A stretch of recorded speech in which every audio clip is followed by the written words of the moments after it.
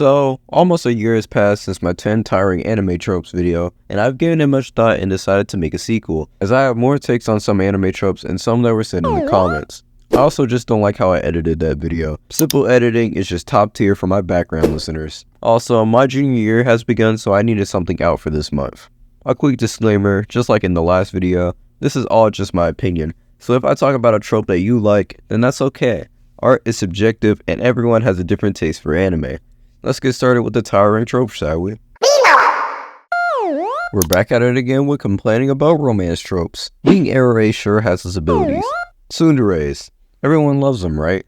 Well, one of the most common tropes that most people complain about a tsundere is their tendency to attack their love interests for seemingly no reason. The dude could be just doing something nice, and in the next scene, he'll be lying in the hospital bed. It's the main reason people don't like Taiga from Toradora. She often hits Ryuji for the smallest things, and most of the time, he didn't do anything wrong and was just stating what he believes is going on. As the #1 Toradora offender, I think that's a valid reason to dislike her character. While she does get better later on, her introduction was just that she was super aggressive for the smallest instances. Drifting away from romance anime, I've recently been watching Naruto and noticed that in the anime, Sakura hits Naruto a lot more than in the manga. I'll admit, sometimes Naruto is acting stupid, so he deserves to get told off. But he's also a kid still learning about everything. Being stupid is natural, as he didn't have anyone to take care of him.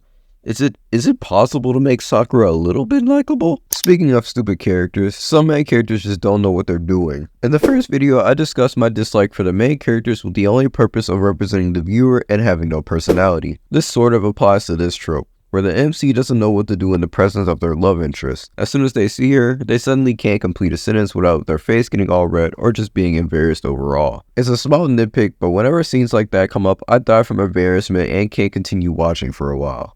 I added this to the script because Aqua exists, and I needed an even number of tropes so I could be satisfied with my existence. If you don't watch Konosuba, you probably live here because of slight spoilers. In the anime's first season, Kazuma and Aqua couldn't afford a single meal and lived in a barn. Back then, it was acceptable for Aqua to be an annoying character because she was forced into the situation, went from a god to the poorest person around. Then around season 2, they made some bank and are now living in a mansion, but Aqua still wants to complain about being stuck with fighting.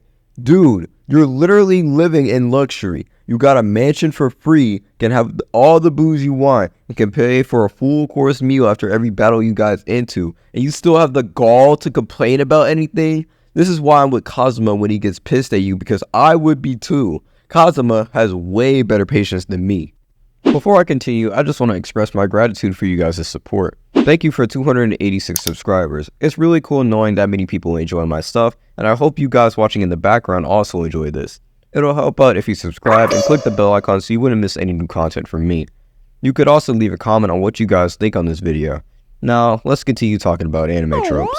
Action anime. Filled with spoiler openings, backstories galore, and off-screen fights. Bleach has some nice fights, but sometimes when Kenpachi gets involved, like what you watch, he gets destroyed off-screen. Could we at least see Kenpachi try to fight the main man himself? Same thing in the Soul Society arc. When Yumishika decides to show Hisagi his true power, I get it was for the mystery, but when the anime decides to cut back to Hisagi, my only thought is just, I wish I saw what happened. There are many other great anime that just show us the beginning of a cool matchup, then cut back to the main character having his moment, and then cut back to the fight I was interested in already over. At least this trope isn't as bad as...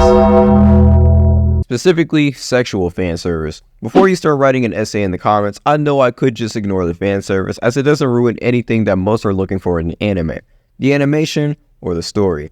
However, I'm part of the 2% of people who watch anime for the smaller moments that make me care more for the characters in their world. Sometimes the fan service is part of the plot, like Chainsaw Man and Kill la Kill. Fan service can also be a quick gag you can quickly forget as the anime progresses. Those are the types of fan service I can ignore. Sometimes there's fan service that just ruins the whole anime for me.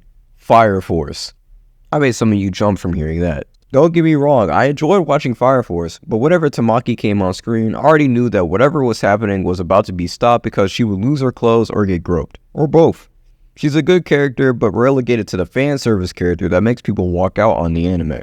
Our favorite relatable characters, they never fail to make me uncomfortable. Their only trait is to think or say perverted thoughts about any female or male they can think about, and if they're Meliodas, they'll get the female into it. 90% of action anime have this character, and whenever they're on screen, my face just goes like this. I mentioned Meliodas a few seconds ago, so let's talk about him. Throughout the 7 Deadly Sins, there are many uncomfortable moments where Meliodas randomly starts fondling and being all over Elizabeth's body. Let's not forget that this version of Elizabeth is a minor, and Meliodas is a few centuries old.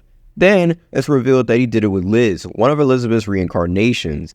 This just weirded me out because they also show other reincarnations too. Did he do this with all of them? There's much more wrong with 7 Deadly Sins that I might make a video about one day. Don't get your hopes up though. Mineta is another character I don't like. Throughout My Hero Academia, he's constantly fantasizing and even out loud making pervy comments about the woman, grown or the same age. No one does anything until the GOAT, Mina, decides to take a stand. I love it when these characters get what they deserve. I also love Mina. She's our pink goofball. So yeah, this is sort of just a little snack for you guys to enjoy while I get used to my classes and make your full meal. I've had this idea for a while, so it's nice to cross this off the ideas list. If you made it this far, I appreciate you stopping by to watch my content. For now, I got an anime to watch called Girls Band Cry. See you guys around.